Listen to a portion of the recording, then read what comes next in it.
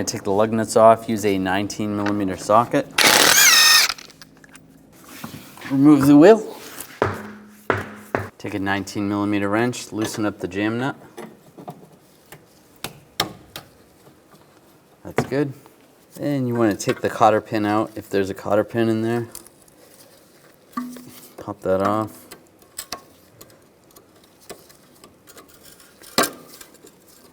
This one's pretty rusted.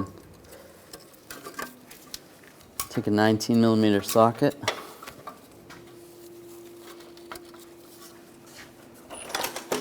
Tap that on.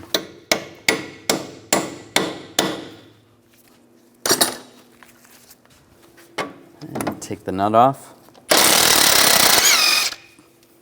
Now there's many front end tools you can use to remove the tie rod from the knuckle. If you're just doing the inner tie rod, you can give it a little tap right here with a hammer. Hopefully that'll loosen it up, or using one of those tools. If you're replacing both, then it's not going to be a big deal. You can just hammer on the end of these threads, or use a punch and then hammer it.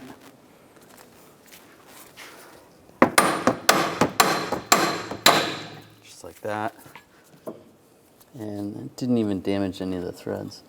But if you just hit it on the end of it, it could damage the threads, so you don't want to do that if you're going to reuse the tie rod.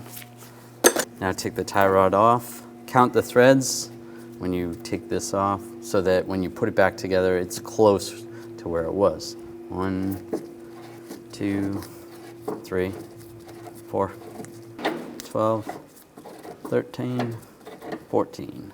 Now take the outer tie rod and count the threads. So 1, 2, 12, 13, 14. That's where we were. Slide it in position.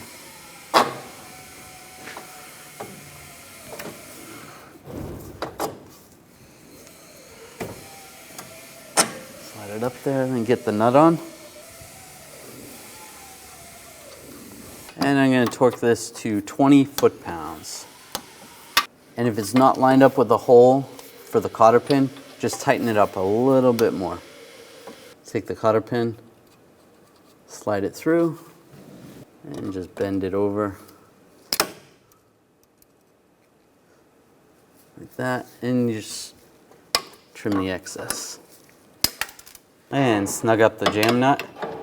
If you can torque it, you want to torque that to 65 foot-pounds. That's good. Reinstall the wheel.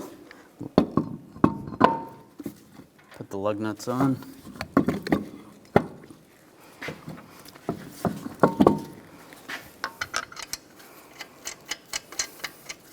Now we're going to torque the lug nuts in a cross pattern to 65 foot-pounds.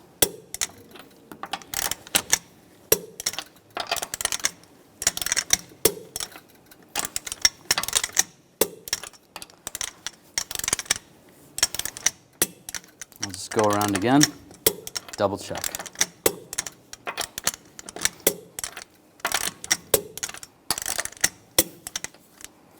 After you're done performing this job, you want to bring the vehicle to a local shop to have it aligned so you don't have premature tire wear.